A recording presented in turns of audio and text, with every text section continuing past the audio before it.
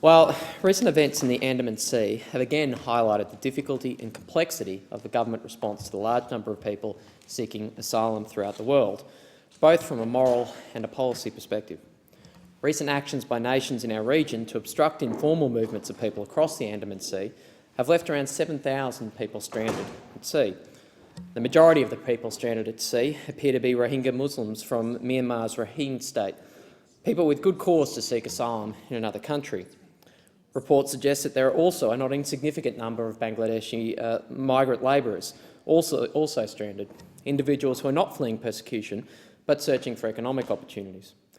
Whatever the full situation is, there are currently thousands of people that are stranded in what has become a genuine humanitarian crisis. They are stranded because no country will take them. The question for us is what the Australian government's response should be to this difficult and complex regional issue. This is not a simple question.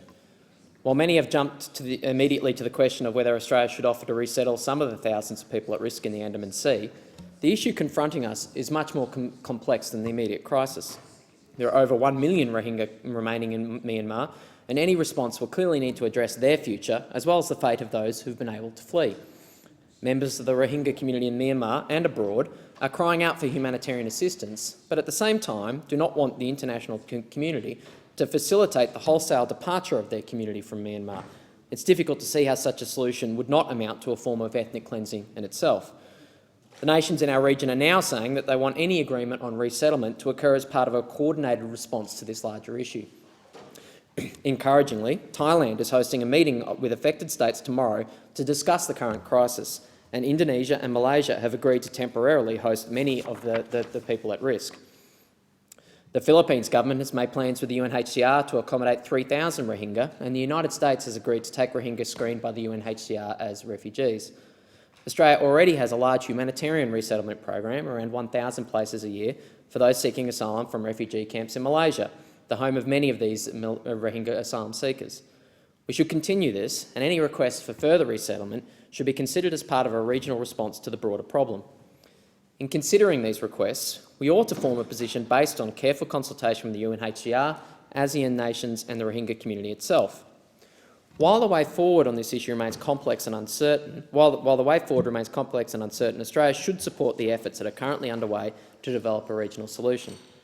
One of the things we can say about this issue with great certainty, however, is that our Prime Minister's response has been both foolish and morally repugnant. When asked whether Australia would offer resettlement to any of the people trapped in this humanitarian crisis, the Prime Minister's response was a simple nope, nope, nope. With thousands of lives at risk, the Australian public expects their Prime Minister to at least have the decency to talk about this issue with basic respect for human dignity. We should remind ourselves in this place that when we are dealing with issues that require complex moral judgments, upon which reasonable people can disagree, that we need to at least talk about the issue with basic decency and afford them the serious consideration that they deserve. However, the bigger problem than the Prime Minister's flippancy in the face of this humanitarian crisis is what his response reveals about this government's attitude to Australia's role in our region. Nope, nope, nope was not only morally repugnant, it was dumb.